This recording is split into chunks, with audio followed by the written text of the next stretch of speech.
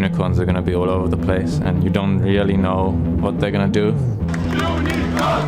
We revealed some of our picks, but it was not all of them. Whoa, whoa, whoa, whoa, whoa, whoa, whoa, whoa! Shaco is locked in. We share a lot of common picks, so we might fight over those. Fox just goes wild, and they manage to get a triple. The people that say we only have one strategy and one playstyle are the type of people who are always looking for something to moan about and point out. SK champion pool is pretty deep as well, so we definitely need to be careful with them. Me, myself, I'm not afraid of pulling out anything. I think they will be surprised. Like, I might bring out some new picks as well. We want to win as much as we can and win as hard as we can. Finishing first would be really great for us. We are like one of the 3 teams that beat them, so I think we can really do it and we can go to the finals. If we got number 1, this play would be really, really great. Well, we just want to win the whole SES.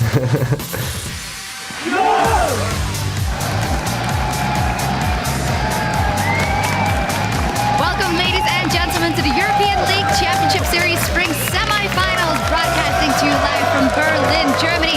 The stage is set here for our last best of 5 before we pick up shop and head to Spain. And just moments ago, we saw the fans getting underway outside, hyped for SK Gaming versus Unicorns of Love with their signs Unicorns of Love themselves. Starting in the building with their interesting picks in mind. I do hope we'll see a lot of that. And SK Gaming setting up on stage, making sure everything's working properly to get off those picks and win those games for them. And there, the fans in the stand can't wait to get the action underway. Hello, I'm Eulcs Supporter, and joining me on the analyst desk today is coach for the Copenhagen Wolves and wannabe medical professional Carl Dentis-Cray, as well as his partner in crime and coach for Gambit Gaming, Jordan Leviathan Thwaites. Very good to have you gentlemen here once again, Dentis, and joined by Leviathan as well. And with their win yesterday, Fnatic are the first team in the spring finals where they'll face the winner of today's best of 5 semi-final. H2K drops down to the 3rd, 4th place match. Well, they of course want to get 3rd when they play in Madrid next week. Let's talk about that game yesterday. Fnatic versus H2K. It went all the way to 5 games, and it was when they went away from the Lee Sin pick the most on Huni and went to that Vlad for me that the tide definitely turned. Absolutely. What a crazy game series. 5 games, everything you could have asked for. It was just perfectly played out. The first game, it was kind of like going even up until the mid game, and then H2K just take it over. For me, surprising, because I expected Fnatic to go all the way to 3-0. But with that first win, I knew we got a series, and we got a series. Huni on Vladimir, amazing.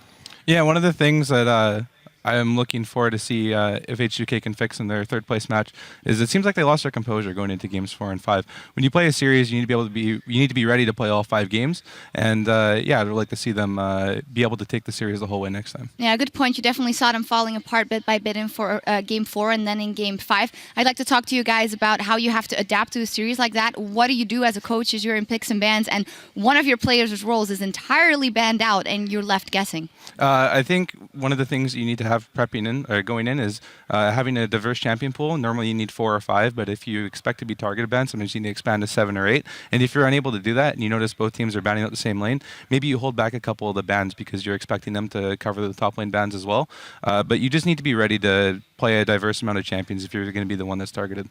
Yeah, absolutely. Yesterday we saw 6 top laners being taken out of the picture, and that kind of smolts down the pool of Huni. He was trying to make the Lee Sin work, didn't work, and then he still had the Vladimir to fall back. If they would have adapted a bit earlier and maybe didn't ban 3 top laners themselves, it would have been a better picture. Yeah, we'll see what they come up with when they get to the finals. There's more on the line today than just a spot in the finals, though. The further a team goes in the playoffs, the more champion points they'll be managing to rack up, and the championship points will determine one Worlds qualifier from both EU and NA, and then the other 2 spots go to the winner of the summer split and the team who wins the regional qualifier tournament. So very important. Also that 3rd, 4th play match for H2K and whoever they end up playing. Now focusing on the present, today's match between SK Gaming and the Unicorns of Love will get underway shortly, but be sure to stay tuned after, because when things wrap up here in Berlin, North American LCS will pick up right off where we leave off for the last semi-final match between Solo Mid and Team Solo Mid and Team Impulse. And if it's anything like what we've seen yesterday between Cloud9 and Team Liquid, it's going to be a long day. Yeah, yesterday was crazy, but today,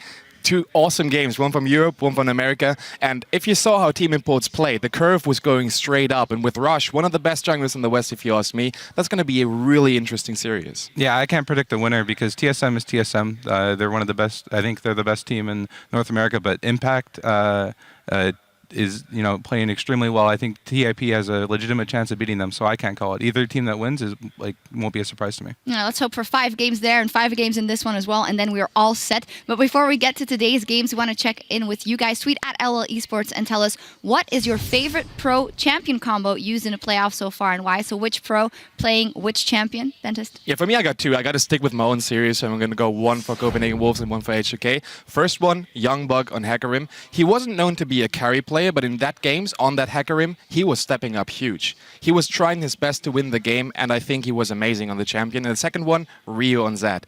As an LCK fan, you can't forget the Zed on Ryu. Yeah, and mine is definitely Kikis on Shaco. I'm a Shaco main myself. I love the champion, and he played it pretty well.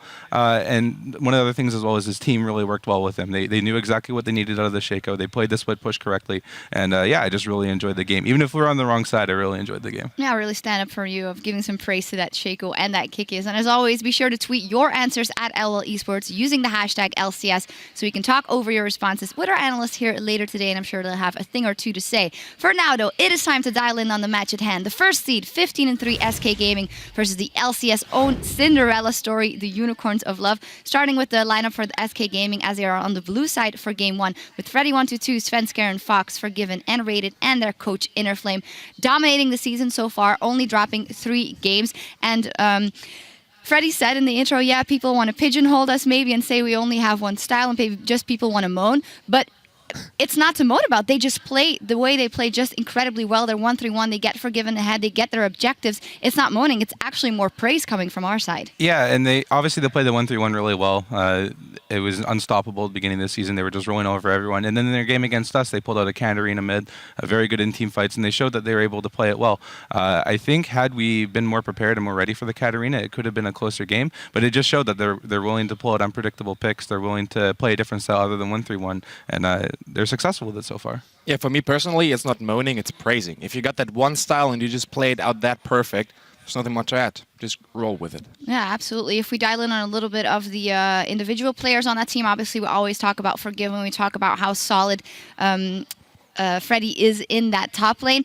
Maybe turning our attention to Fox. You mentioned Katarina. Fox is one of those players that it's not the first thing that comes to mind when you think of the strength of SK Gaming. He kind of goes under the ropes but still gets the job done. For me, Fox is one of the most underrated players in the whole split. He's the mid laner that has to work with the least resources out of almost everyone. He's going to sacrifice a lot of farm for the other lanes, especially for the AD carry, and he still makes it work. He single-handedly carried on so many games and on so many champions, especially his LeBlanc. That guy is just amazing, if you ask me. Yeah, there isn't much else to say. He plays extremely well. He has a lot of limited resources, and he always shows up. He's a wonderful player. Yeah, a lot of good things about that team, and they're going to have to pull out all the stops because they're up against the decidedly more magical Unicorns of Love today with Vizichachi, Kikis, Power of Evil, Vardax, Hylissang, and their coach Sheepy.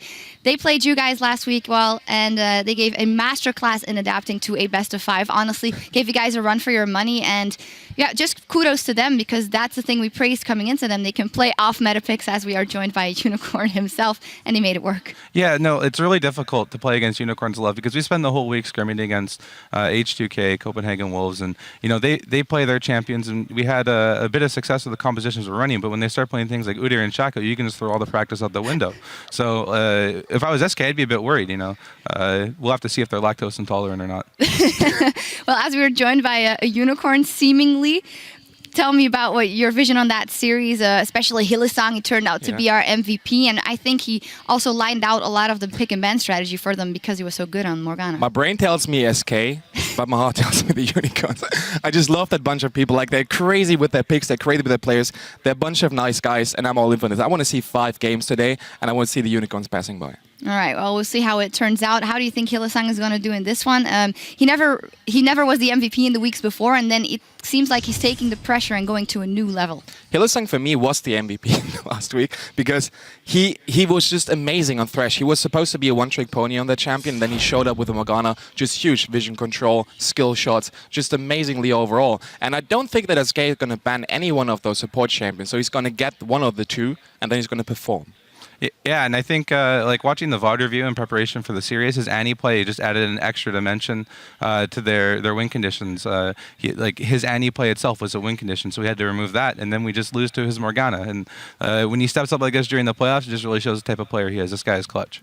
Yeah, and especially when you're mentioning the support player and you have to start out banning on his champions against a team like the Unicorns of Love, who obviously have bannable things in both the mid lane and the top lane and the jungle, although you can't really go for that. So what is your vision on like how the pick and bans will go? I would say that in a standard game, SK Gaming would almost always win against the Unicorns of Love, but it's going to be so important if they try and predict what they will pick or ban out. It's not the route to go for SK Gaming. Yes. You can go ahead. Yeah, two things you can do. Either you can ban the Shaco and the Udyr right away from the get-go in game 1 just to deny that, but I wouldn't do that myself because there's a lot of other good prepared. So if you ban those two, he's coming up with something crazy, Vega jungle or something like that. So you can't really ban them out. The picks and bans in this game, if you're SK, it's going to be tough. You can take out the Shaco, you can take out the Syndra maybe for Power of Evil, but you can also just ban out one lane or just ban meta picks. I don't know. Like if I would be the coach, I didn't know what to do. Yeah, I really have no idea what the ban either. Like, I think the Annie ban is good, but then he's shown that he's able to play other supports. I think you just go in, maybe try to find a strategy that you want to play. If you're SK, find the champions that you like, the composition that you want to play, and then ban the champions that are problematic to that strategy. And then, obviously, from going from game 1, you can see what they want to do and then adjust accordingly. And then if you're on Eulcs side, I would try to put Forgiven onto Caitlyn, ban maybe 2 or 3 AD carries to put them on Caitlyn, and then find the champions in your pool that are strong against Caitlyn, because he's shown a liking to that champion. He likes to pick it when the enemy takes Annie, and maybe you can find a way to put him on Caitlyn, take Annie, and then just have a composition that's really strong against Caitlyn.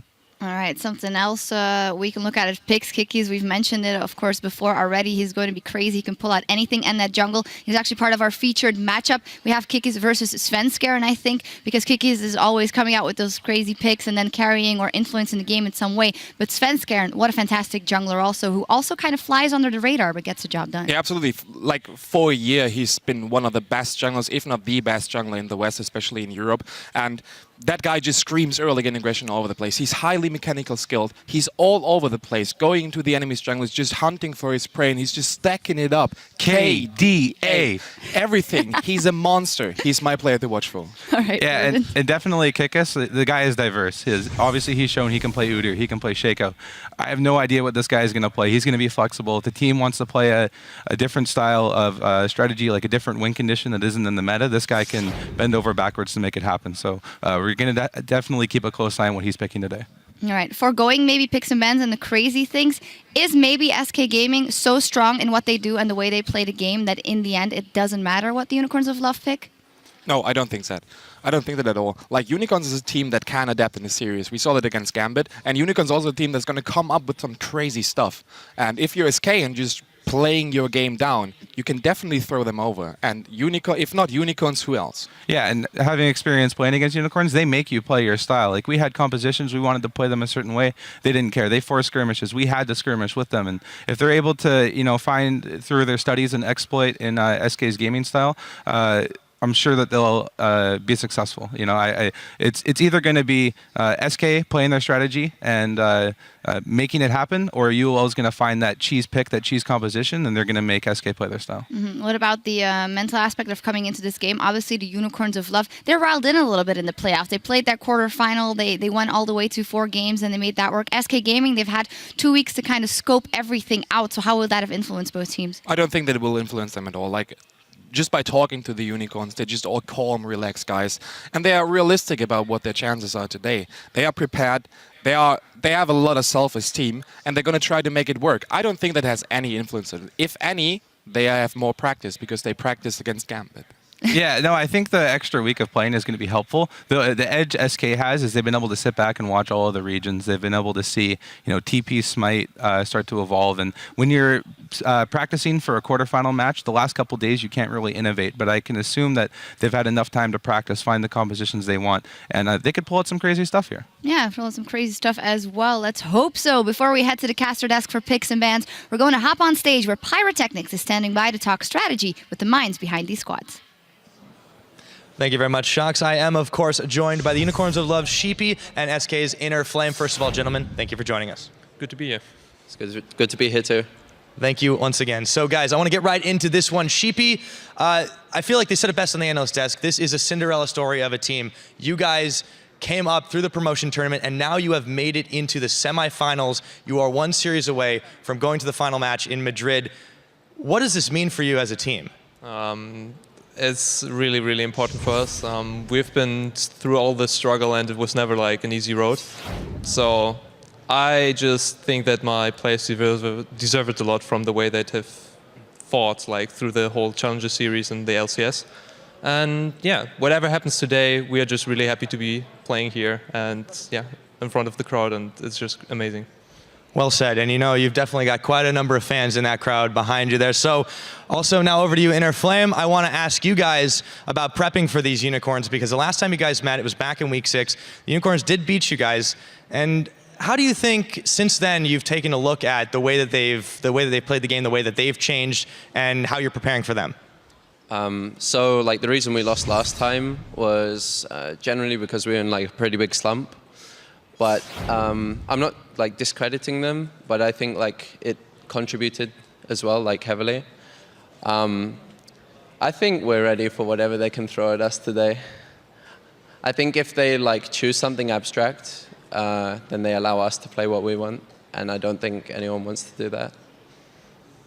Leviathan called it Gouda. Maybe it'll be a different variety of cheese this time around. Sheepy, how about SK Gaming? You guys played them back in week 6. You managed to get the best of them. How do you think they've changed as a team since then? Admittedly, you know, there was a slump, but now things have definitely changed. They've ended out on the top. How do you prepare for that?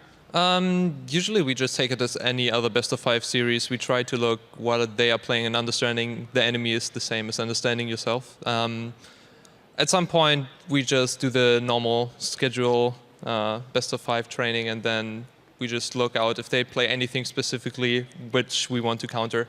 And it's, I think with SK, relatively hard and easy because they are really good at what they play, but it's relatively hard to counter as well because they're just playing a strong game from what we see. So we try to see whose muscles are stronger and who can strengthen up. There we go. Some respect there. I like it. So, Inner Flame, you guys, you've had a couple weeks off. You've been prepping. I'm sure you've been watching the way the Unicorns played off against Gambit. Anything particular you've been preparing for with regards to that in the time you've had extra? I don't think you can prepare like specifically for anything without like being leaked something or whatever. But I think it's more about preparing for the like play style that they want to do. Like a lot of follow-up of a kind of like Syndra stun or like a Thresh burning. So they usually like pick around, like to just make picks all over the map, and like they don't hesitate, which is like what's really good about them. Is like if one person lands a hook, they'll all like go. They won't even like think, they'll just go. So it's like kind of hard to, yeah, sorry, it's kind of hard to prepare for generally, but yeah, I mean we're more ready for the play style than the actual like champions they're going to pick, because I don't think anyone would have seen like a Shake or I don't think so indeed, but well, maybe we'll be seeing that. Maybe we'll be seeing something different. Once again, gentlemen, thank you very much. Best of luck in your match today.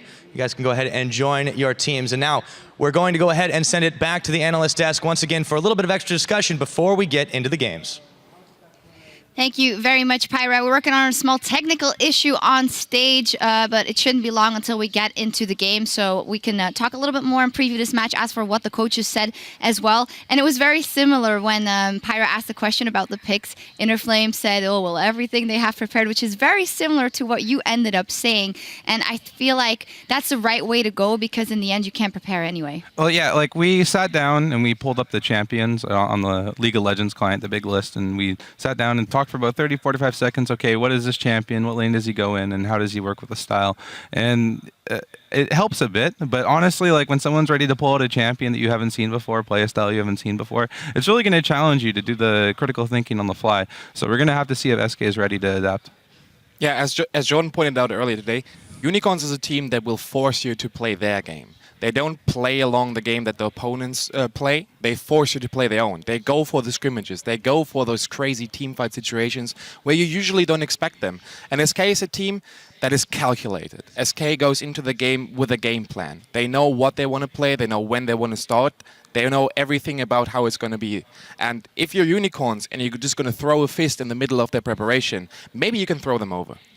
I think Unicorns and Fnatic are kind of similar in that way that they press the go button and they go, but in my opinion, Fnatic can control it a little bit better and maybe turn it off when they shouldn't take a skirmish. I think that might be a risk for the Unicorns of Love in this one. If you go too far once versus SK Gaming, they are just going to tie it down and get the advantage of that. But we had similar situations in the game series against Gambit Gaming. There were situations where Gambit clearly didn't want to fight, and still Unicorns somehow managed, whether it be with a teleport, whether it be with a support who comes from the flank. They have those situations where they just force you to fight. Just remember the quarter kill of Orianna. That was the game-changing and almost a serious-changing moment in that fight. Yep. You didn't want to take that fight, and still Unicorns managed to do it by brute force. And SK is a team that is not safe for that. Right. And I think one of the things that you'll look at with teams is they'll line up the map, they'll look at the objectives, call the next objective, and then they'll try to find opportunities to fight. Unicorns Love will just fight any time. They see an opportunity, they'll just go. It doesn't matter if Dragon's up in a minute, 2 minutes, if the tower, they need to rotate to a tower. No, they see a guy walking out and out of position, they'll just go. So it's really difficult to play against because you always have to be on your toes. You know, every second, am I walking over a ward? Am I walking somewhere I shouldn't? Because they're just ready to jump on you. Yeah, and they thrive on chaos, and it's quite the opposite for SK Gaming. They thrive on that calculated game. I'm happy you mentioned that, of course, those 4 kills that Unicorns of Love ended up getting in the bottom lane, which, of course, you can't foresee that it will end up being a quadra kill for Orianna in the mid game. It might as well just been a double kill. Let's talk about maybe Power of Evil a little bit. We haven't touched on him, and we have touched on Fox. Inconsistency was the name of the game for the Unicorns of Love in this split, and a lot of that hinged on how Power of Evil does or doesn't do. Yeah, absolutely. If you look at the wins that Unicorns of Love had, whenever they won a game, Power of Evil was the one carrying them. Power of Evil was the one having a huge impact on his lane. He was the one getting the lead, the gold lead against his opponent in the mid lane. And then he just snowballed off of that, getting kills, making picks, putting out huge amounts of damage in the team fights. Whenever they lost the game, Power didn't have the impact that he maybe should have had. So this game series will actually be a lot about Power of Evil, because if he's ready to lead his team into the battle, then it can go either way. Yeah, the Unicorns of Love have, I think I've said this before, a few win conditions, and one of the win conditions is Power Reveal setting up pickoffs. They like to play around dragons, and Vizicachi is really good at winning the team the dragon fights. But if dragon's not up, it's Power of Evil, sitting in a pink warded brush, hunting around the map, looking to pick someone off. And when he gets on those champions like LeBlanc, and we've seen him play tons of Orianna games, it's really up to him. He controls the pace of the game. When he's on, he's a monster, and I really hope to see him show up this series. Yeah, and actually wanted to touch on that as well. We saw him playing the Kog'Maw versus you guys, and of course we know he loves this Casio. I still love to see Power of Evil on champions like a Syndra, like a LeBlanc, and just go in and go ham immediately. Why do you think he strayed away from that a couple of times? And as you say, he wants to control the game, but for a team as Unicorns, I don't think you should try and bank on going late game with an Orianna or a Kog'Maw, because your style is to get fights early. The Orianna makes sense, and even the Kog'Maw in a slight regard. We played a lot of them in scrimmages, and they had games where they made the Kog'Maw mid work. But in the series against Gambit, and whenever they played it in LCS, it just didn't have the impact that you want to have from your mid laner, especially if it's a carry mid laner like Power of Evil. Today, I want to see him on that Cassiopeia if it's open. I want to see him on that Syndra if it's open. He's got the skills, he's got the mechanics to do it, he's got the knowledge to do it, and he just has to show it. Orianna, on the other hand, it's a damage control champion, but still a strong one for him. Yeah, and I think it's just like the Kog'Maw and those styles of champions, are them just diversifying their play styles. I think it's smart, because if you end up in a spot where your pickoffs aren't working, your dragon control just isn't working, you can always fall back to playing a Kog'Maw type champion. But yeah, like Denta said, you want to see him on those at Syndra. You want to get that pickoff. You want to see him on personally, I want to see him on LeBlanc as well. Just those playmaking champions allow him to create the opportunities for his team. I think that's where they're going to be most successful. Yeah, much like the mid lane matchup yesterday, it would be great to see both Fox and Power of Evil just go head-to-head in a very, very assassin-heavy matchup. Now, with all the speculation on how easily SK will be able to adapt to this best of 5, let's hear from the Unicorns of Love themselves on their signature meta-breaking style. Well, since the start of my career, I always played what I thought is strong. I always had in the back of my mind that this can be strong if we have right conditions, right setups, and so I was always one that wasn't really afraid of trying to pull something out. We just look for our champion strength, and then we actually wait for a perfect scenario to happen in the pick and ban phase where we can pick it. Well, okay, that's a new one. The man bear pick of Udyr has been locked in. I was practicing Udyr, like spamming in solo queue, practicing in scrims, and it's really great versus like team comps that don't have sustained damage, and there's like a lot of tanks. Do it! Do it! He's going in! Flash! Bear! Slap! Udyr is on the board! Like, there is always a purpose of picks in the meta, so when we go for these off-meta picks, let's say for a Shaco, then we generally tend to go for a split pushing style. We just try it out in scrims, and if it works out, we are not afraid to even pick it into the LCS. Whoa, whoa, whoa, whoa, whoa, whoa, whoa, whoa, whoa. Shaco is locked in for the first time in 2015. The craziness is continuing. I have like 150 games overall throughout the last season of Shaco games, and I know what it's strong against and what's strong with. I don't think just because we are one game away, we can't really afford on playing anything weird, because we really wanted to win the 4th game, and we are sure that with this champion select we can just go onto the semis. In their debut split of the 2015 season, Unicorns advance to the top 4. I think a lot of the teams are afraid, or maybe they just don't want to waste time on practicing something that might not work. But in our team, we take our time to test picks, theorycraft about this, like strategize. We have a lot of trust into each other with it. Yeah, there is never really a thought that this won't work. So if Kiki says, I'm confident in playing Shaco right now, then we said, okay, let's go for it. We trust into the person's idea, and we try to make the best out of it. I trust in my teammates in their like picks, because they do the same like with me. I have my signature champions, and when we tried the Cassiori combination, they were really open to it, and it was really successful. We did see Power of Evil get given the Omen of Death, and the Unicorns of Love come out with a fantastic team fight. The meta is constantly changing, and it gives just new opportunities for other champions to rise as well.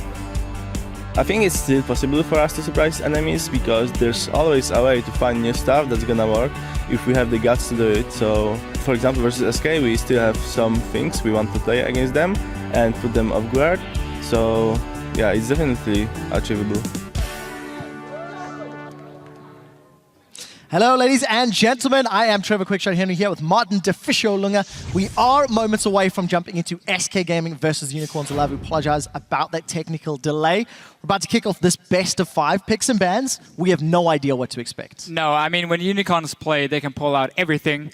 However, I do think we're going to see some changes compared to the Gambit game, where they ran these very slow scaling mid laners for Power of Evil. They can't do the same against SK Gaming. You need a strong mid laner here. I want to see Syndra, LeBlanc, so on from Power of Evil. And I want to see Kikis as well. Have a jungler that can fight against Svensson in the early stages. Otherwise, you simply lose that mid lane. Svensson gets to invade on you, and the entire thing just falls apart from the Unicorns of Love. So they have to change the fairly slow early game.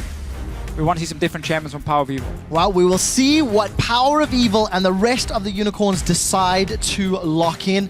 This is, of course, the second semi-final. Teams are playing for a spot against Fnatic for a top of the table finish in the spring split. Syndra off the table from Power of Evil. Hecarim take away from Chachi, and Graves from Forgiven. Wasn't expecting a double 80 carry ban personally. Well, it's been one of the strategies teams have used against SK Gaming. It's not because Forgiven can't play other 80 carries. It's because SK Gaming as a team has kind of struggled when they didn't have this lane bully for Forgiven, where he can be super strong in the early to mid game. What Unicorns are trying to do here is push him on that Caitlyn, where yes, he's going to have a fantastic early game, but his mid game is going to lack quite a lot of damage, and that's where the Unicorns can try and fight them. Meanwhile, I like the Syndra ban from SK. We just talked about how Power of Evil has to be able to play these early game mid laners. That was one of them. That's another one. So Lulu taken as the final ban, removing Enrated's champion pool, considering SK banned out Annie as well. Unicorns of Love going to be sticking themselves to the IEM theory of how to beat SK Gaming. Cassiopeia locked in for Fox again to deny Power of Evil. All of the junglers in the world are available. All of the top lane tanks are available. And there's a number of options for both of these teams going forward. I mean, we have seen Maokai a few times from Visichachi, but he's also a top laner who likes to pull out new things. The Smite teleport meta has now come to the top lane, and I'm sure he has certain champions prepared for it. Shyvana would be open in that situation. Otherwise, Morgana here for Hylissang, which was such a fantastic pick. obviously coming in from the Unicorns, and the Gragas, which we saw H2K play all 5 games yesterday in the jungle for Kiki. So not a strong duelist in the early game, but just fantastic in the team fights later on from this Gragas here and all the CC you bring to your team. Well, Hylissang earned himself that MVP of the quarterfinals thanks to his Dark Bindings early on. He's going to have a difficult task against Nami. Well, maybe not. Black Shield will be quite easy against Bubbles. Keep in mind, in rated 5-0 on this Nami and Freddy signature tank top lane. So here's the thing about the Nami Morgana matchup. Morgana's Black Shield is about 22 seconds, if I remember 100% correctly, at rank 1. Bubble from Nami is 13 seconds. So you can bubble, force the Black Shield, and then you have a gap now of close to 10 seconds where you can bubble again, and there's no response from the Morgana pick.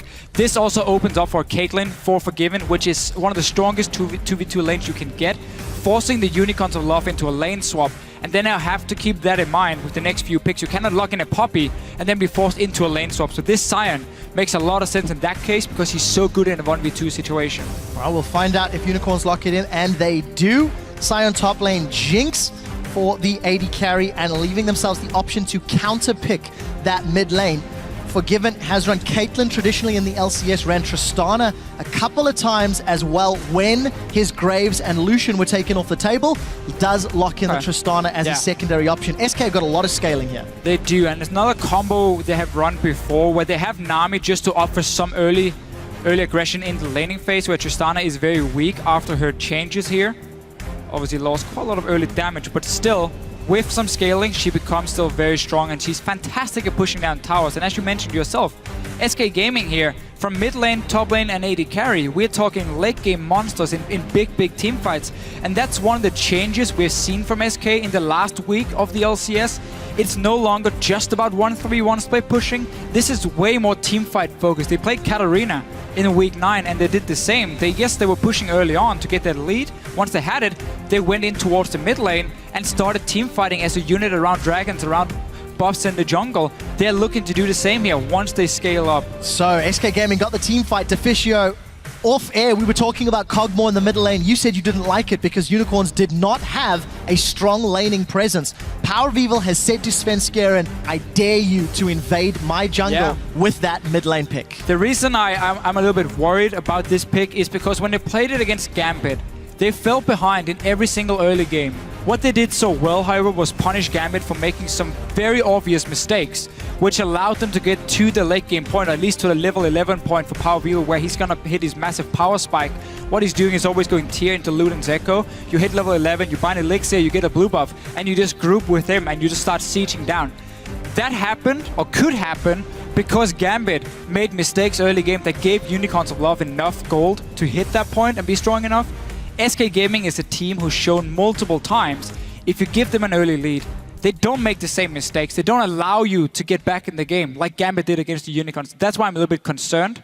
But because there's a Cassiopeia which is good in the laning phase, we're not talking LeBlanc who's going to one-shot you in that situation there. So I want to see what they're going to do, though. Well, there's your team comps, guys. Hit us up for the first time today at LOL Esports. Hashtag SKWin if you are behind the #1 team from the regular split, or hashtag UOLWin if you think the pink power ponies will pop SK's bubble.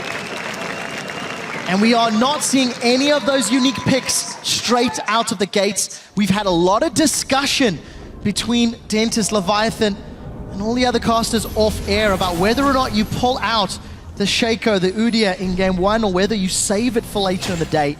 UOL have got a non-standard EU team composition. We don't see that AP Cog middle often at all. Only from them, Only honestly. from UOL. And they played it, as we talked about in the quarterfinals, against Gambit quite a few times. Same setup with also the Jinx. And again, the whole objective here is don't really do anything before you hit level 11 for Power of Evil. You get rank 2 of your ulti, you get that Luden's Echo, and you start sieging up. All he has to do is land 2 ultis on one target, and that target is forced away from the tower, opens up for the Jinx to come in now and just melt these towers here in a matter of seconds.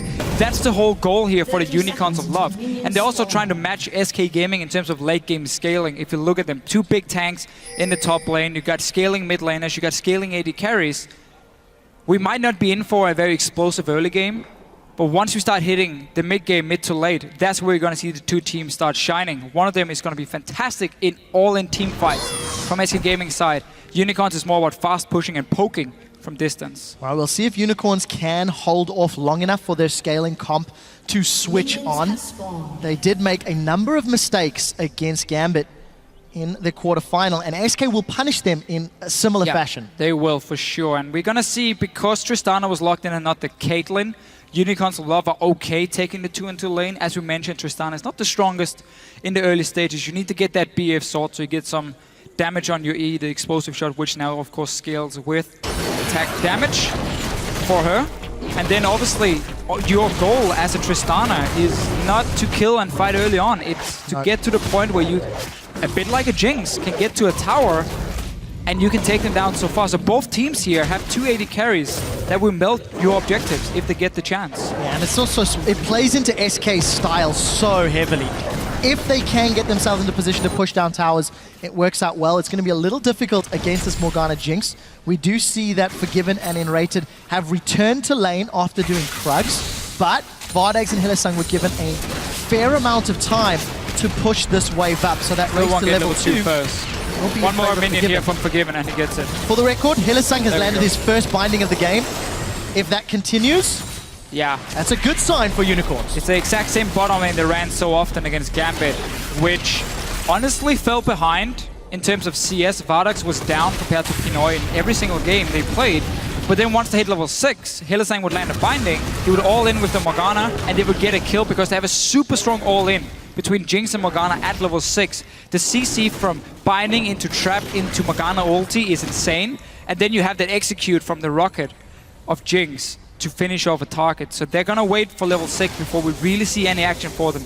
Well, first gank here, we're expecting Svensson to be very active in the early game. He's not afraid of a Gragas on a Rek'Sai. That's a matchup he's gonna win, so he can look for these early ganks. And it is what we were talking about in that mid lane. You're not scared of a Kog'Maw pre-6. You're not scared of a Kog'Maw when you've got that Cassio. Take a look at Sven. He wants to push his way down to this bottom lane. Flashes are available. We do see the Tremor Sense. Sven Scaren's come in. He's knocked up Hylissang, but Hylissang's flashed. Bubble has caught. Rocket jump in from Forgiven. Hylissang and Vardags in full retreat. They're looking for the kill, not gonna find it. His explosive charge does pop.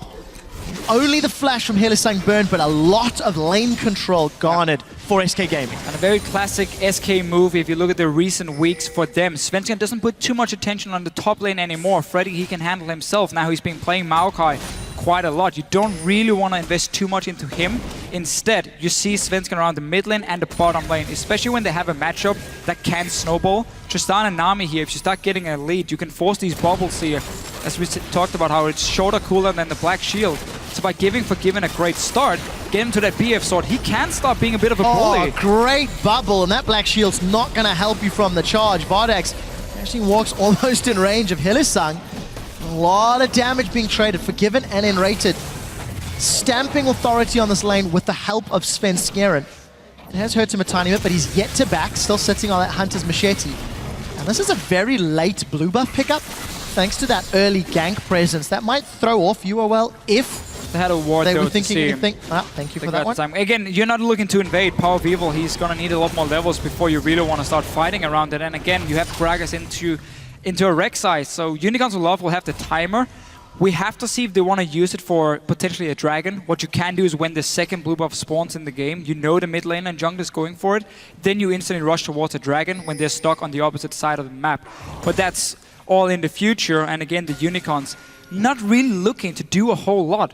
The first few levels, you gotta get level 6 in your bottom lane, and you need a level 11 in your mid lane before we really start seeing some plays from them. Well, we'll see if they can make their way there safely. Power of Evil farming up, already back to pick up that relatively early tier.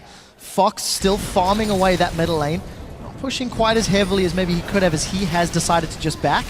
You see Freddy jumping in on Chachi as Hylissang lands another Dark Binding. Needs a zap for his troubles, Ignite burning away. And Vardags is going to take a pop from that satchel charge.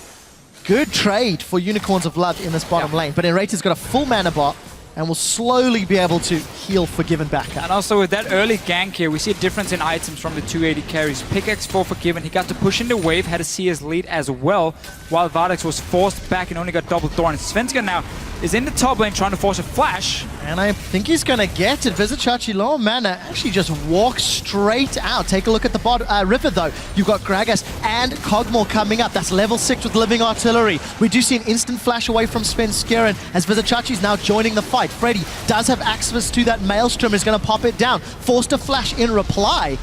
And all of a sudden, Power of Evil burns Ghost for 2 flashes from SK. Let's just talk about what happened here, because Svenskeren decided to gank the top lane while his own mid laner was back in base, getting that tier here. Power of Evil went back earlier, so once he returned to lane, there was nobody there to help or to do anything against him. So he pushed out the wave and started roaming when he saw the gank, and there was no response from SK in that case. Oh, Binding connects. It's going to follow into the Flame Chompers, and we do see Forgiven actually hopping forward. Ignite is burning away on Vardex as he's forced to flash and heal away. And this is just an action-packed bottom lane that Forgiven and Enrated have maintained control since that first game. I remember every single time they trade, Nami has a heal, Morgana does not. So the sustain is in favor of SK Gaming whenever they trade. There's no mana on him now. He's gonna have to wait a little bit before he can throw out another one. But you see how every time they trade, Forgiven gets back some HP, can go in for another one. I like the other move from Unicorns before, timing the back of SK Gaming's players. He's saying, okay, there's no mid lane at the moment. We can roam and counter gank up here. And obviously Svenskeren shouldn't have gone for the gank in the first place if he knew there was no response from his own mid laner. Well, we got to give some praise to Unicorns. There was so much pressure on their shoulders to survive through the laning phase. It's still early days, only 8 minutes on the clock, but they're keeping relevant in CS. They've responded to Svenskeren's ganks despite the weaker lanes, but they need to keep this up, and it's a difficult scenario. Also just, honestly, slower scaling champions from SK than what we normally see. It's normally assassins in the mid lane, it's a lane bully in the bottom lane. And that's where you can't pick that slow scaling come from Unicorns of Love, but because they saw what SK Gaming were picking here, they could still go for their tried and tested style themselves. Didn't have to worry too much about SK just rolling over them in the laning phase. As you can see, it's been a bit of a farm phase. Only in the bottom lane is a big difference. And that's also due to the gank from Svenskeren, but also Nami being a fantastic laner. Well, Forgiven manages to just hop away from that Dark Binding from Hylissang, as we do see Kikis making his way towards this bottom lane. It looks like he's going to come in for a gank. His body slammed over. That's a flash barrel. Forgiven is going to flash away from that Dark Binding. Continues to get chased down. Less than 100 HP as Hylissang and Kikis will look for that last hit. Hylissang doesn't even go for the kill. Lets Kikis secure it. First blood to the Unicorns. Very clear that Forgiven wasn't ready for that one.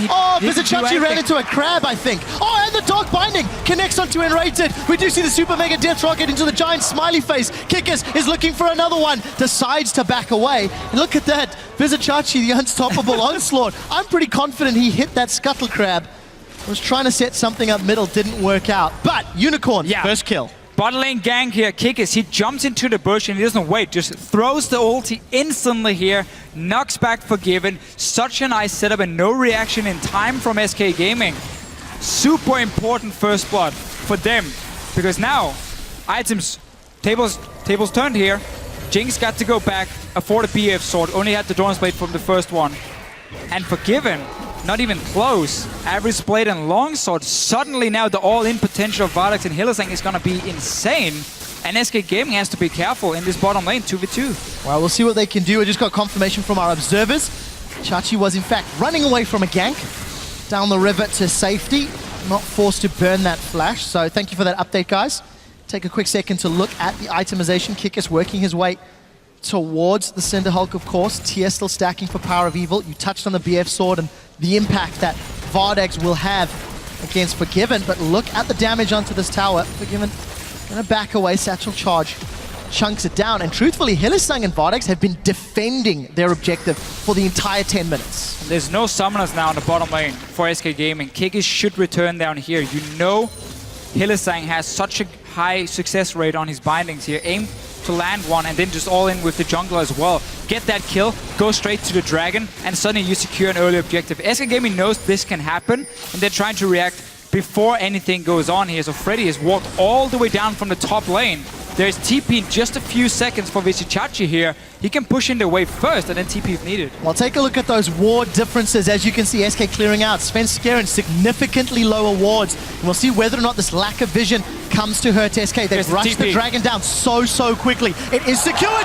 by Kikis. He throws in the barrel of the smite and picks up Dragon number 1. Now Fox, he failed flashes. He face plants and Chachi drops him down with the help of Power of Evil. Now SK are scattering to the wind. Unicorns of Love are trying to grab control of this series. Freddy is going to get chopped down by the Lumberjack, and the rest of the Unicorns, as Svenskeren are forgiven, are trying to back away. 3 kills, a Dragon, and 1,000 gold. This is exactly what the ponies wanted. Couldn't wish for a better start. Vizicachi here, not really feeling too much in trouble. Gets to back away as well. So the Unicorns kills Dragon as well for Kikis here. That was a Dragon started by SK. Freddy walked all the way from the top lane down just to take that Dragon here and back away before Unicorns could pull off any ganks that could then lead to a potential objective after. Completely backfire. Kills for Vardax, kills for Power of Evil. That's the important one here. Wait for that Luden's Echo. Wait for his rank 2 ulti. And then you're gonna see Unicorn start grouping and really be annoying. So let's see it again. Ulti in. And he gets it for himself. Sadly for SK, some missed flashes as well. Heartbreaking. And then you get a Sign ulti in your face. Well, you're not going to miss when you throw it down from that close. Still a lot of damage onto Unicorns, you can't deny that. Had the engage been slightly less favorable, maybe it could have been different, but all praise to Unicorns. They responded, they rushed into the Dragon, and that teleport 1 second later, you never know, you never know. Well, good reaction time at least. That's what we got to give them. Not really any reason to figure what could have happened. We saw here from the Unicorns exactly what happened, and it was good for them. Good reaction. Chachi on this Sign. I mean, Sign into Maokai. It's not the most exciting lane in the world. Well, a lot of faith in favor of the Unicorns of Love. A little bit of a lane gank. That was a flash away from Freddy. Scared of the barrel. Summon a spell blown. But Unicorns, definitely their playstyle is pulling so many fans. And you know, one thing we're going to touch on, SK Gaming during the regular split went 15-3. The only teams they lost to was Fnatic in the finals, H2K in the semi-final, who dropped to Fnatic, and the Unicorns. And as it stands, Unicorns have put up a very strong fight against a slightly different flavor of SK. We're not seeing the same. That's safe to say. Yeah. Safe to say from SK. It's not the same lane bully style we have seen before from them. But and it's not a massive lead either. This is only game 1 for them, and it is also a chance for SK to see if they can pull off one of these compositions here. Kick is ready to steal more things away from Svenskeren. Might even try and look for a fight. Well, Dark Binding does not connect. Svenskeren still trying to sniff around. As we see first item completed here for Power of Evil after the tier. Luden's Echo. Fox has also had that Archangel Staff stacking up for a little while. 450 mana. Wait for level 11. 400 for Power of Evil. He has just hit power level 11 there, Deficio. And let's see how Unicorns decide to play this. Unicorns have not put any pressure on SK's towers. They've been content to sit back and farm. But you have to feel with the way the game is playing, they might be feeling more confident to make aggressive plays. Well, the thing is, now that they've managed to get back in the bottom lane, they don't necessarily have to go for a group in the mid lane because they can contest 2v2, and they know if Binding connects, they can get a kill in this bottom lane as well. So that can stop them from at least grouping. Had they still been losing the lane, they would already grouped in the mid lane by now and start pushing down a tower for themselves. And this build from Power of Evil, it's very risky because it relies on you using your mid-game spike now with this rank 2 ult with the Luden's Echo. It delays everything else in terms of the late game, where in terms of items you need, you're not going to get, let's say, an Athene, so you're not going to have that extra mana regen. So you need to connect your ultis, otherwise you're just simply going to run out of mana and not do anything. So the spike mid-game with Luden's Echo Rush is super important to use. Otherwise you fall off compared to, let's say, tier into Athenes, into Seraphine's Praise, and so on. Well, let's find out how this jungle interaction goes. Kikis and Svenskeren trading damage is relatively even thus far, but Kikis was forced to use that explosive charge, pop down the barrel, and actually is able to just waddle his way out. So he does get out safely, but blue buff will be secured. Kickers had actually been sniffing around for a little while on that objective. Equally as important on Fox's Cassio. However, of course, Cassio's going to get that extra cooldown spam. Like this ward here, you can TP to it if you manage to connect the binding from Chachi. There's one on Enrated. There's the TP. Here comes Vizichachi. Enrated throws down the tidal wave, but it's not going to be enough. No support yet from Vizichachi. This turns it into a 3-on-2. Freddy is in the back line, but here comes Svenskeren. No available support from the rest of the Unicorns. 3-on-3 as they trade kills back and forth. The fadeaway rocket secures a kill as now Chachi and Vardax are trying to chop down Svenskeren and Freddy. It ends up being a 1-for-2 trade, and Freddy's still sticking around.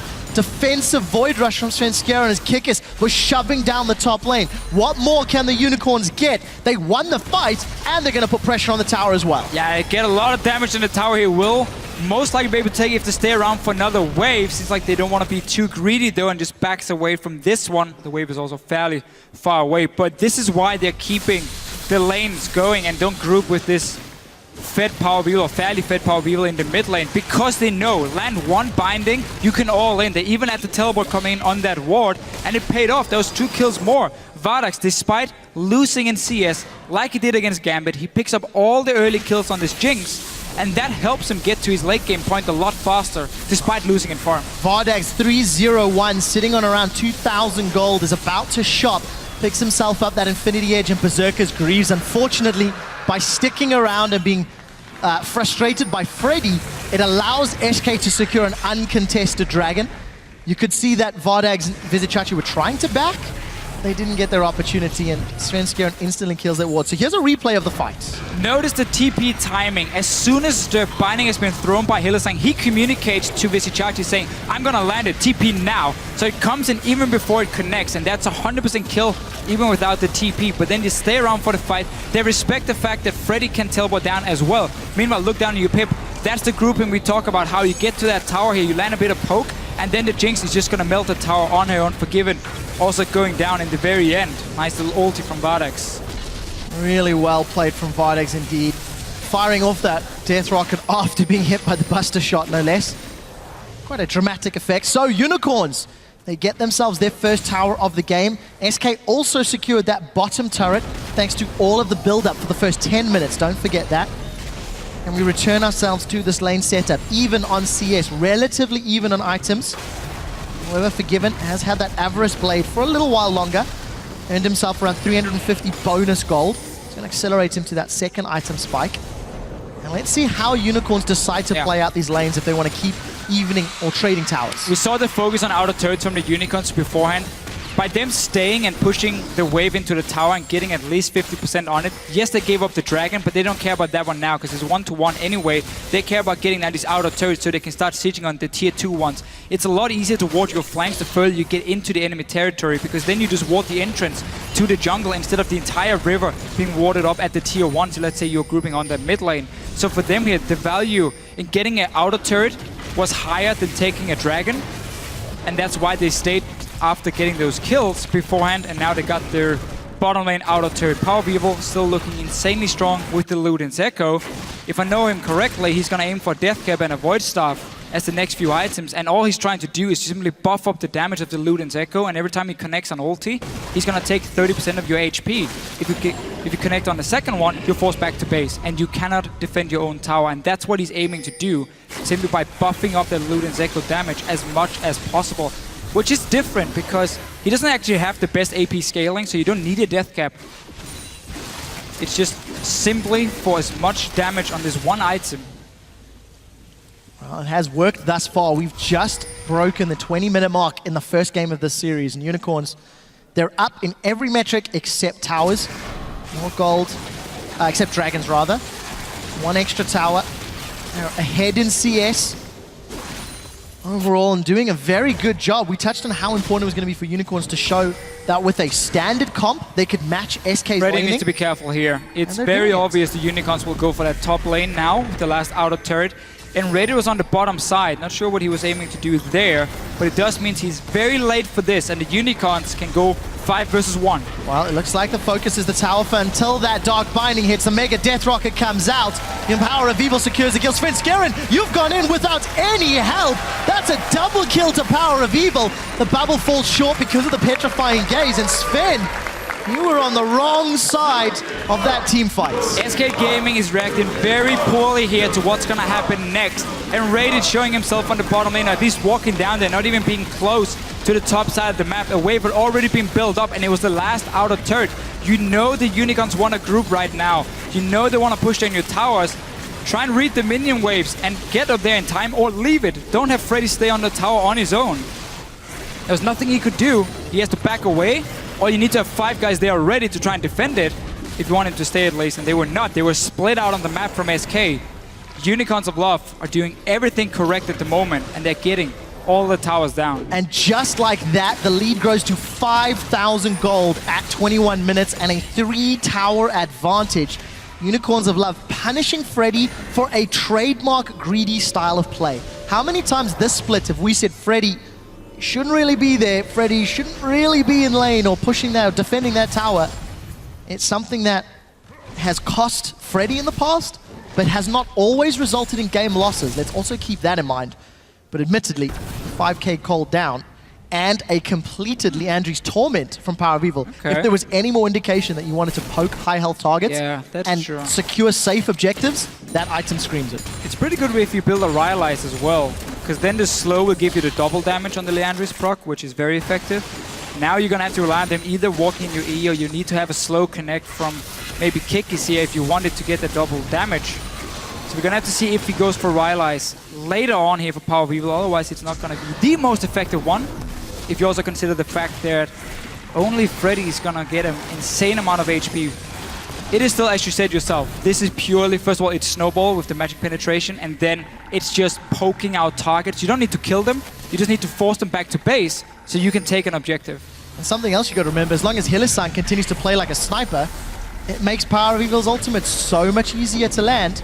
Take a look at this. Aggressive play into Sven Skeren. The charge goes backwards. Sven forced to tunnel to safety. The Death Rocket gets interrupted as Fox throws down the Petrifying Gaze. Now Unicorns are split. This could be bad for them. Kikis is zoning away 3 members of SK in the background. Hylissang has gone down. Boom! Here comes Chachi. He curves the bullet, spins around a corner, and is now taking up 3. Pops the shield to pop Sven Skeren. Here comes Power of Evil. He's low on mana, but blue buff is ticking away. Visit Chachi, roars of the Slayer, and he's going to slam down the decimating smash. Not quickly enough as Power of Evil secures the kill. It is a 3 for 2, but a slightly risky fight from the Unicorns of Love. A little bit being caught in the jungle. I think it's safe to say SK Gaming were ready for that one. Forgiving got himself a kill. Will try and take a tower as he knows the Unicorns are going to go for this dragon here. At least try and trade it. Oh, and raid it. He's in problems. I think yeah. Well, if Kog'Maw was going to eat anybody, he's going to eat the walking sushi. Now he's setting sights on Forgiven. That's a big hit, but watch the mana pool. Misses the second shots, and Forgiven's going to get away. I thought Power of Evil could have landed a few more shots. But here's a replay of that team fight. Yeah, so let's see it again. It is the Unicorns of Love. They're looking to fight here. Visit Chachi at the moment is pretty far away from the rest of the team, so they try and go for a pick on Sven. There's a nice ulti from the Cassiopeia onto Vardax. That's the important one. Power of Evil joining now, hasn't managed to land a lot of poke before the fight even started, and now Unicorns are split up. The tanks are not there at first, Vishichachi's coming now, and Kikis is down here on the bottom side, holding off 3 guys, so there's nobody to stop Forgiven, but this is such a good ulti from Vishichachi. The guy got a double kill against Gambit as well. This guy on Sion. This guy on Sion. Made you make some noises I've never heard before to Fish. Super awesome to watch. And we just see the damage from Power of Evil. I mean, when you rush this Luden's Echo, it gives you so much burst. And he's making just that also burst makes count. you extremely squishy if you do get caught out. Well, luckily for Unicorns, he's not been caught yet. 6-0-1. Vardags on Jinx, 3-0-5. Phantom Dancer completed. Tanks are getting tankier, and DPS is getting more DPS here. As Unicorns of Love maintain that 5,000 gold lead. The inner turret is available, and the minion wave is about to conga line down. TP is available for both top laners. You can see Freddy is starting to back, but this tower is not going to be long for this world. Vardags is melting it, and SK have opted to forgo. And if we look at SK Gaming here, how are they going to start a fight against such a long-range poke machine that Power of Evil is at the moment? They only have either Flash Engage from a Maokai, but oh, wait, there's a Black Shield. That's going to stop that engage from happening. Then you're going to need some TP in behind and maybe a flash in from the Cassiopeia to break a potential Black Shield and get an engage. Otherwise, there's no way for you to start a fight. And SK banned Annie, not Morgana, against Hylissang. And now this Morgana is stopping you from ever getting to Power of Evil and Vardags in the back line. Look at the damage. It's just poking away. Power of Evil is hitting 2 out of every 3 of those living artilleries. Forgiven was low. Freddy ate a binding. Rated took some poke, but they did not get the inhibitor turret. Unicorns need to push out their side lanes and maybe set their sights on the bottom inner, as it's the last one remaining before knocking on those inhibitor steps. One more level for Power of Evil, and he reaches the final form of I'm gonna be annoying and spit you in the face. Implying that it hasn't been already? Well, even more. Even more, okay. And you cannot engage because your only form is a Maokai jumping in onto a Black Shield, which is never gonna work. Then you need Svenskeren to have a tunnel behind the Unicorn so you can jump to and then like get in from the flank. That could maybe be a way for SK, but they gotta find a way of getting both Svenskeren and Freddy in at the same time on 2 different targets. Let's see what happens here. If Chachi's down. This is not going to end well. Chachi's in between 5. He will get taken out, but here comes a passive of Sion. Power of Evil hammering away with the artillery from the backline. They're going to trade top laners shortly. The Death Rocket secures the kill. Chachi for Freddy. What is more valuable? Kikis is about to get access to that cast. He's not going to get in range to use it though. And SK, they stall the game for a little while longer at the cost of Freddy's life. Kikis will start off this Baron. Let's see what sort of engage there is. Tidal Wave was used from Enrated. That's a very big tool, and Forgiven is not with his team. Hylissang waiting on the crab. He connects with the binding. The artilleries are out, and Power of Evil gets one more. Fox gets pinned against the wall, holding onto that petrifying gaze. He flashes forward. Hylissang looks away, doesn't get caught, but he will get dropped by the poison. Here comes Forgiven. Forgiven's got Vardags, and Power of Evil is in full retreat with low mana. SK Gaming have turned this fight on its head, and it's been long enough for Vizichachi to respawn and to teleport in. At the end of the day, 2 members of Unicorn still down, and SK are now considering the Baron. There's no mana. There's no mana for poke from Power of Evil. But Vizichachi is around. Full XP Sion. Low health kick as here comes Sion. He misses this time round. Flashes forward. The smash doesn't really connect, but the roar will slow a few on the retreat. Kikis is still very tanky. 1,000 HP is being melted away. Buster shot plus explosive may not be enough, and it's not. Now Power of Evil's flashing away. Somebody get me an oxygen tank. Decimating smash gets charged up, and Chachi is retreating away. The fight of the ages. And Baron still left untouched. The rocket from downtown, no, that one went wide. Went wide. We saw here for Power of Evil, this is why some players like their Athene's build, because then you can have these long fights, still get some mana back. He was completely out of mana, only sending 1 ulti, I believe, for the last half a minute here when they were fighting back and forth. But SK Gaming felt like they had to do something. Trying to force a Baron fight is a way of maybe splitting up Unicorns, maybe surprised him a little bit. Ended up, we can say it backfired, but then again it would have been the same if Unicorns had grouped on a tower, which is what they want to do. Unicorns don't need to start a Baron here. Go 5, go down to a tower, play that game. You don't need to risk putting your carries in a Baron pit where SK can't get to them. I, for one, think that was quite a smart play from SK, despite the fact that it was sloppy and drawn out. Baron was not taken by either team. The inner turret in the bottom lane is still standing, and that gold lead becomes less and less as the game progresses, but as I'm busy praising the decision-making, Freddy finds himself really not in the right position, and all of a sudden, Unicorns 35 seconds without their opponent's tank. The cask is going to force the flash, and that means Enrated is really on the wrong side. Living Artillery is being spammed. He's dodged a few. He can't dodge the last. 2 members down, and all of a sudden, Unicorns of Love are knocking on the door. SK Gaming are forced to let them in. And the crowd erupts in chants. Unicorns with the first inhibitor of the second semi-final. They are showing up with the scaling comp. This bodes well if you're a Unicorns fan. And as long as they stay out in the open where Power of Evil can sit and poke, with his long range, he has a Black Shield ready if needed. then there's not a whole lot SK Gaming can do to stop them. Base is open. SK once again is going to try and see if they can rush a Baron and try and force a fight potentially there. Or see if they can catch the Unicorns off guard. Vardex is going to do this Dragon while the rest of the Unicorns are trying to stop this one. Sven is already being poked down. Kikis is looking for him. It's like shooting fish in a barrel when they're standing in there. I mean, you just poke in with your ulti from Power of Evil. Over and over. Until your mana runs out. Down to a third. Still no mana regen, despite having that Archangel Staff upgraded to the Seraph's Embrace. That is a trade-off, as we mentioned a few times. You get more damage with this build, but you get less ultis to use, in that sense. Luckily for Unicorns and Power, he's landed them. Oh, I absolutely love this one from Power of Evil. Because the Unicorns are so good at using it, from level 11, they do group up, they do play around him. And in games like this, when there's not enough engagement from the other side and you get a lead, there's just nothing the other team can do against you. Unless you miss position and you allow them to get a flank on you, you should never be able to die if you're Power of Evil here. And he has not. 9-0-2, still keeping track of Power of Evil's performance. You know, we were talking about this matchup. Forgiven, will he get sniped? Let's see. Shot after shot, he manages to get away. But to Fisher, you felt quite strongly that this series could be defined by Fox and Power of Evil's performances. Because when the respective mid laners do well, their teams do well. It enables their junglers, it enables the team's style to come out. And as it stands, Unicorns are rushing this Baron. Here comes SK. Freddy gets caught by a Dark Binding. Hylissang again. We did see the cast come up from Kikis. That was a little bit inopportune. Freddy's going to get chopped down first. The front line's away. Vardex manages to avoid the big stun of the Petrifying Gaze. He's going to get excited and force Unicorns back while Power of Evil snipes one more with the living artillery. 10-0.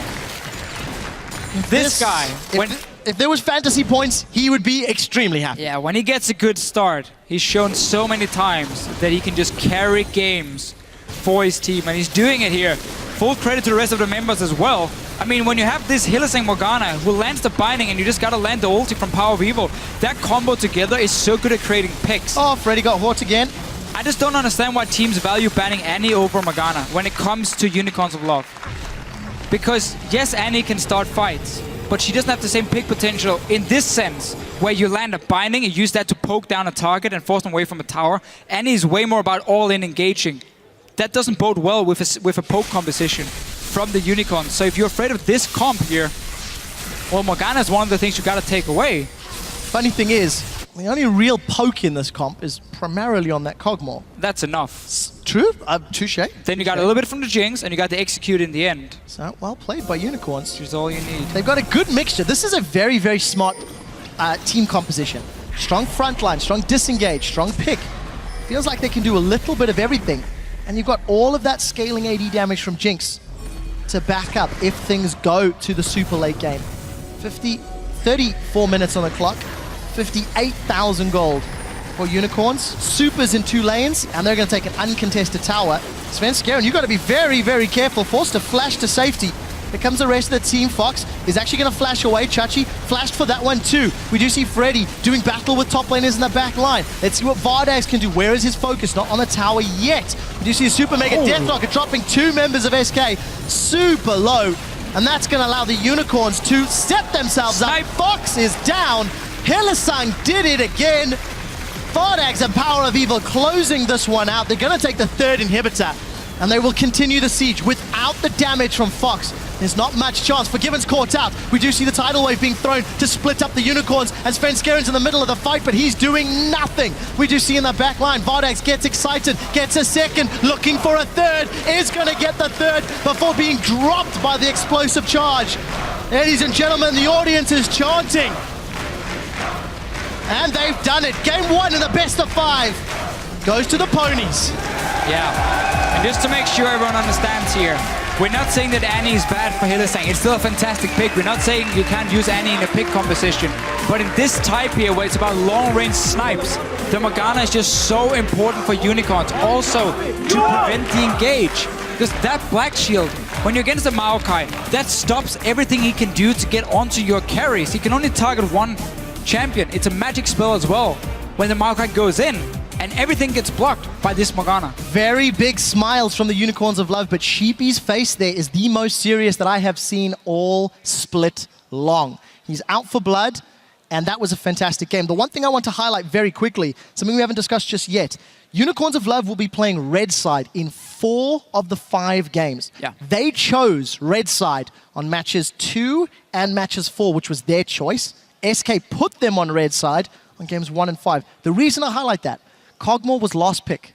Kog'Maw was the final champion locked in from the Unicorns of Love, and it carried 11-0-7. And to make it worse, if that gets banned away, you don't know what new picks the Unicorns have prepared, which the thing often about these new picks does not matter. It's because there's either a lot of counters to it and you can only pick it into like specific comps. Now they get to see everything from SK and can decide, can we use it here or not? And then we're going to have to see if they lock it in as a last pick, which is why it's so good for them. Also, the first pick in this game was Cassiopeia, which is not a champion we normally see from SK Gaming because they like to be able to roam early on and they like to be able to pick people off quite a lot. You can't do that on the Cassiopeia. You're fantastic in team fights. You have a good laning phase, but you need to sit and farm up here and you need to go as a unit and get these fights in. This is not a champion we normally see from SK because of that. That was the first pick. It was a takeaway from the Unicorns of Love. That's the important point, isn't it? So the fact that in their bans, Syndra, Hecarim, and Annie, so very targeted, taking away that Syndra from Power of Evil, which is the lane bully we were expecting. That is what we thought was going to happen. And then the first pick, Cassio, because again, you take Cassio, you remove the risk of Cassio Yorick, which Unicorns use to great effect. There are more problems for SK to solve in the pick ban phase. This is one game, yeah. Even in total, because of the fact Unicorns have Red Side in 3 of the next 4 games. I feel with Unicorns having the option to counterpick, it's more difficult for SK to pick ban. Here's just the weird thing for me, because this is a comp that Unicorns ran a week ago against Gambit. SK sat at home, watched the games, and said, okay, we can see everything they're doing, we can see the way they're picking them, and yet they pick in that Maokai as the second one and leave Morgana open, even though they know that Unicorns don't care about you taking Maokai if Morgana is on the table already. And SK picked themselves into this.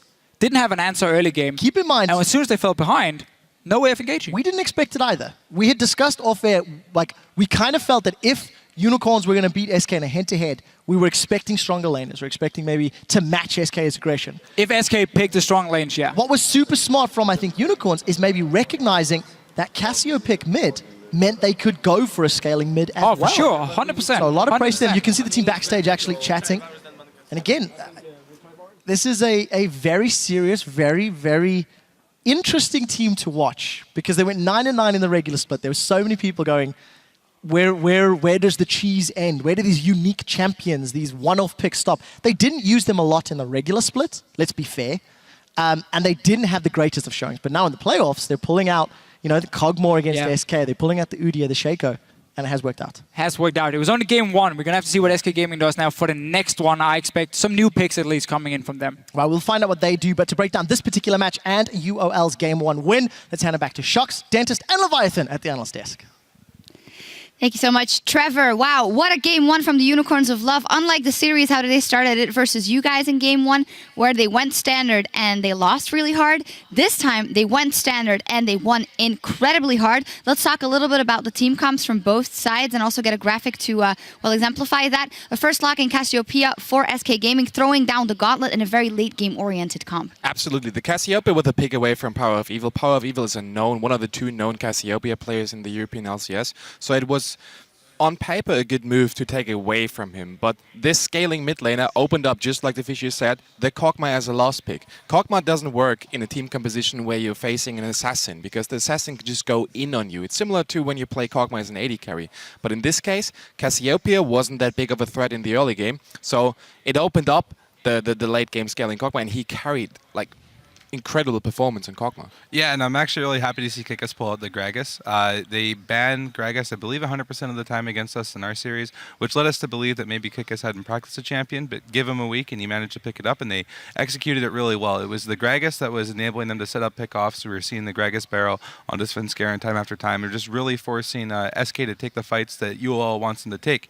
So it's a really good champion pickup for him, and they executed it really well. Yeah, one thing that we also have to talk about is the fact that SK picked a scaling composition overall. Unicorns of Love denied the Lucian and the Graves, so what was left was either the Caitlyn or the Tristana. That's what we usually see. Bidona didn't expect the Corki. If you pick a Tristana and the Cassiopeia, you want to go late game, and that opens up early game aggression for Unicorns of Love. And Unicorns of Love is a team that can definitely go aggressive in the early game, and they were just all over the place. Gragas making plays, getting that first blood with a beautiful play. It was just exactly what they had to do. Yeah. I just wanted to say that the setup for the play was actually really beautiful. They were able to force the jump out of Forgiven just off of a Morgana binding, communicated to Kikis, hey, he has no jump for 20 seconds or whatever it is, come bottom, just ease over the wall, flash ultimates, and just set it up perfectly. It was exactly what they needed. Glad you mentioned that Morgana binding, because if we didn't see it enough in the series versus you guys, Hylissang just continuing that MVP streak also in the fight. What, did you? Oh no, he's just a monster. Yeah, he's a monster, really good. And let's pull a replay up on the screen from the minute that the Unicorns of Love had their advantage. They know how to push it. Yeah, and this is just one of those situations where Unicorns of Love forces you to team fight. They make a pick in their jungle, group up all together, and then just force you to fight it. It started pretty good for SK. They were able to take a kill in this, but then just Unicorns countered with a favorable trade and the Drake right afterwards. So it was just one of those Unicorns moments. Yeah, and the thing about this, I think, is either you have to give up your jungler if you're SK, you have to say, okay, well, Svenskeren just dead, and not take the fight and give up an objective, or you have to take the fight, a fight that, you know, you're not probably going to win because this is exactly what they want.